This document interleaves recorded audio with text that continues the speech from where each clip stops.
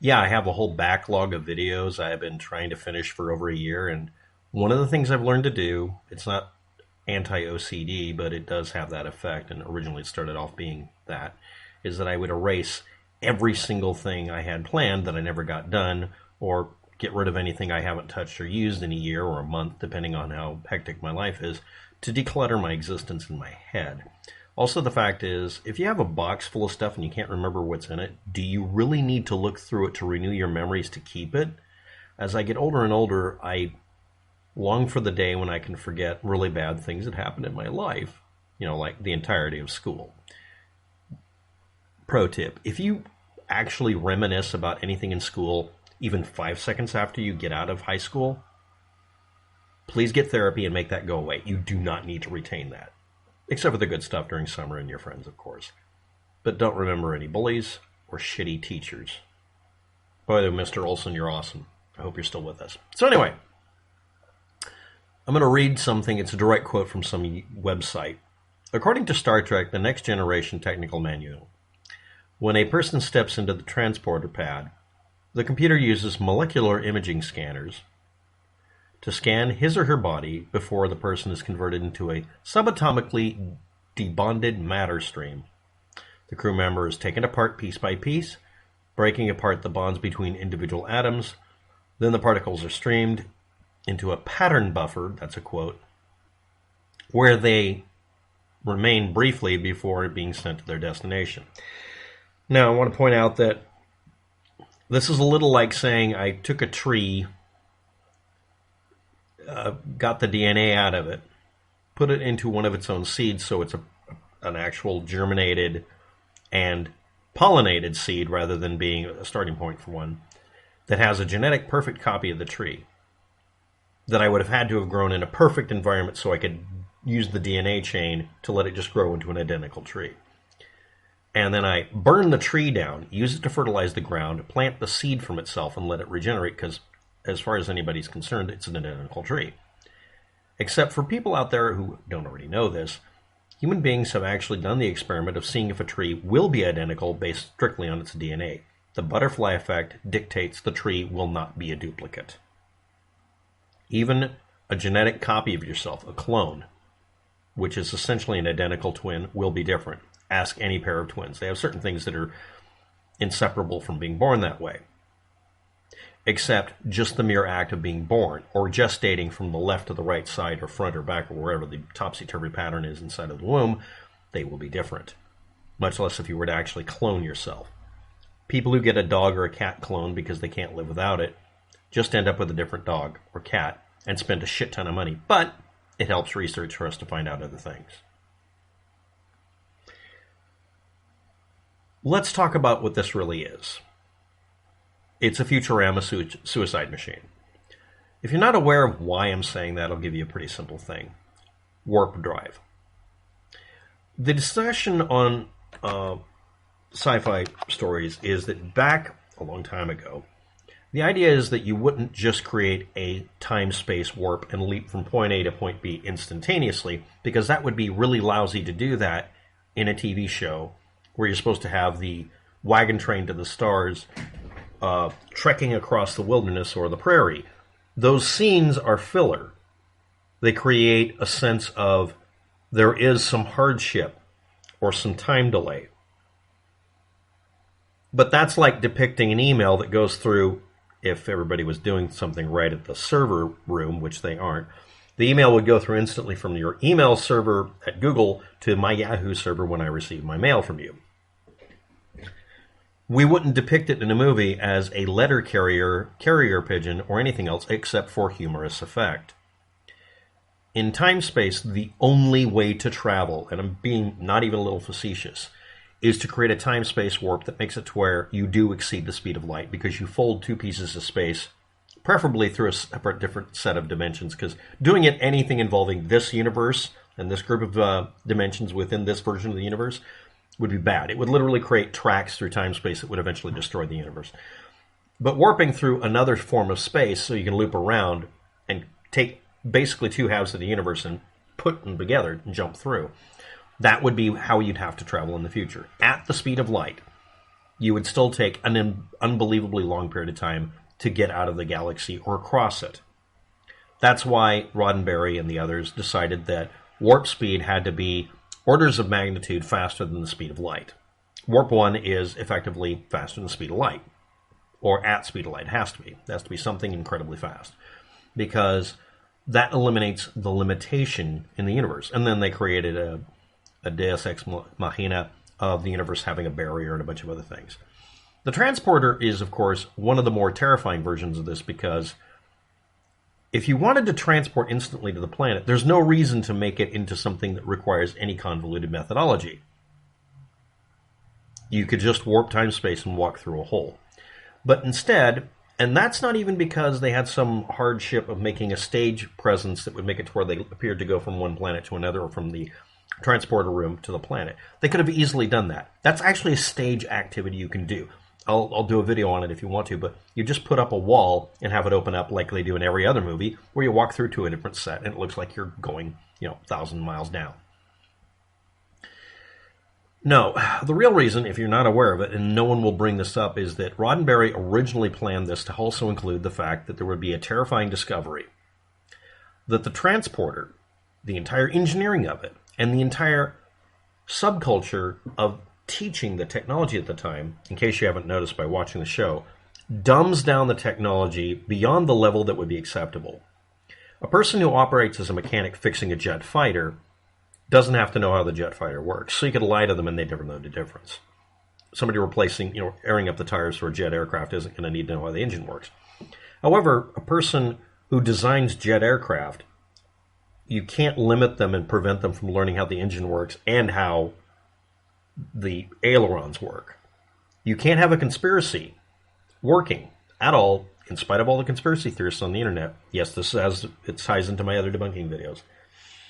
That involves high tech that would not make it obvious you were preventing people who are technologically advanced in engines and airplane design over here.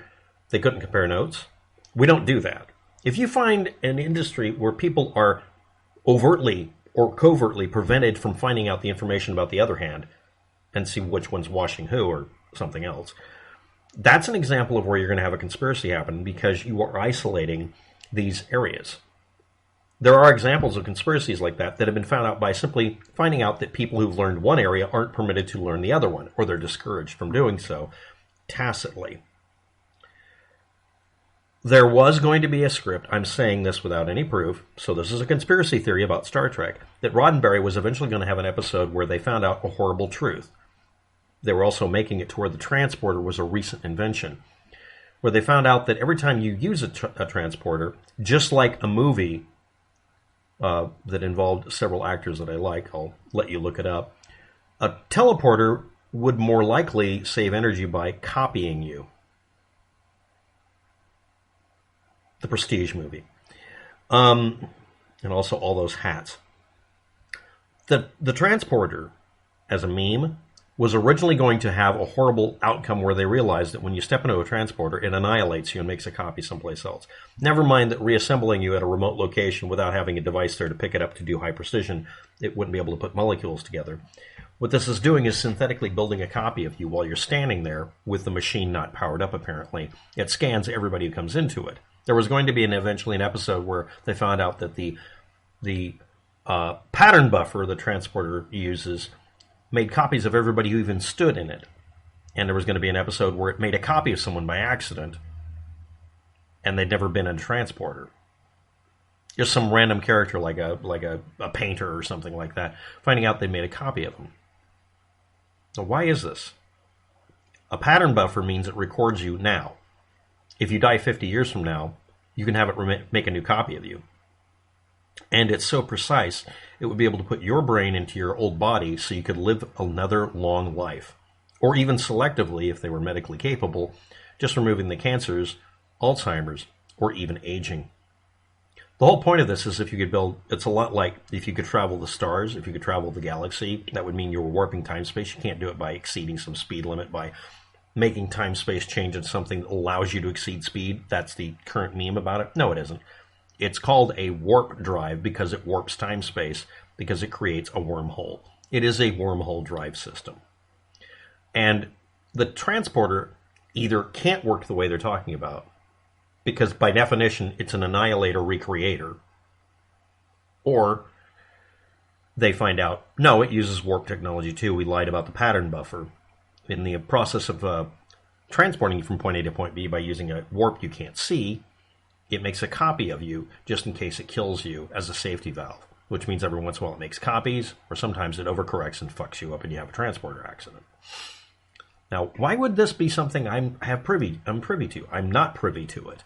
I'm privy to people who made several stories at the same time, or published them in various sci-fi books that I read when I was a kid that were old, that I found at a yard sale, that were contemporaries of and probably pseudonyms of Roddenberry and the rest of the people who wrote stories for Star Trek. They'd been bandying this about. Oh, we have this new technology that makes you travel instantly from point A to point B. And just like a terrible Twilight Zone episode, you find out that there's a set of rules where you can't go back. You can only go one way to one country. And then you find out, because someone finally squealed on them, that it just copied you from here to here, having you pay for the amount of money it costs to do it, exorbitant amount, and you went to like a planet or another country and found out it just duplicated you. So there's an unhappy person here who got their money back, and there's an entire population over here that's been transported by copying. A computer advanced enough to scan and store a complete pattern of your body, mind, and memories made death irrelevant. Another plot line. I'm again quoting someone else's work here. If it can make a copy of you, you can't die. And again, as I've mentioned, if it can edit your body parts back together by using a scrubber to get rid of diseases, or accidentally gene splice you, which isn't really a thing, or just mixing you up to where you can be Tuvix, that's another episode you need to watch. That really came as close as possible to admitting this is a human annihilator duplicator. If it could do this, it could obviously copy the way your brain is wired to the old brain in the pattern buffer over the years and make a backup copy to where you come out of it healthy. You could just decide one day that you wanted them to pull the plug and make the copy exist and annihilate your older body. It's the same ethics. Kill the old you and have the one that's a data copy reproduce. Next, I want to bring up something pretty simple about this. Obviously, this should be used in the medical bay to solve all problems. If you had the technology to make a copy of a person, even if you were quote-unquote transporting them and still had a pattern buffer, you could edit the pattern buffer, which is explained in a couple of episodes, to where you can eliminate disease. That's the bioscrubber. You could eliminate the ability of a person having genetic disorders. You could even, if you wanted to have a dystopian future, eliminate unclean thoughts, inappropriate behavior, make everyone humdrum. On the Next Generation Season 6 episode, Second Chances, a character was split into two duplicates. Transporter accident, while the guy was a lieutenant. One version had a career in Starfleet and became William Riker and commander. The other Riker was marooned on an alien planet for 8 years until they rescued him, having gone through a completely different pathway in life, becoming a very different person. We all change on a daily basis. Would I want to replace my previous self with me? Immediately saying it that way, no, that I don't have a right to alter that person, and at the time, and now I would not give permission to a future self to alter me. However, if I wanted to live forever, that's what I would have to do. I've been thinking about this a lot recently. What if I could go back in time, occupy my old body as a child, warn everybody about Mount St. Helens years ahead of time, and gain the power of being like Nostradamus? Rule the planet. But that would mean I'd have to annihilate the child, an innocent human being, a kid, with a couple of defects, get rid of them, and be Emperor Klaatu of the United States. That's why you know we haven't invented it in the future either. Why did I mention time travel? Because if you can warp time-space, that means you can warp time. That's why we know there aren't any time travelers, and that's why we know we won't be able to do a wormhole, because some idiot would get a hold of the equipment eventually and abuse it. There's no check and balance that you could put in that couldn't be defeated by an aggressive hacker. Or me. Thanks for watching. Have a good day. Good luck with that. This is a throwaway video. Enjoy it. Or ignore it.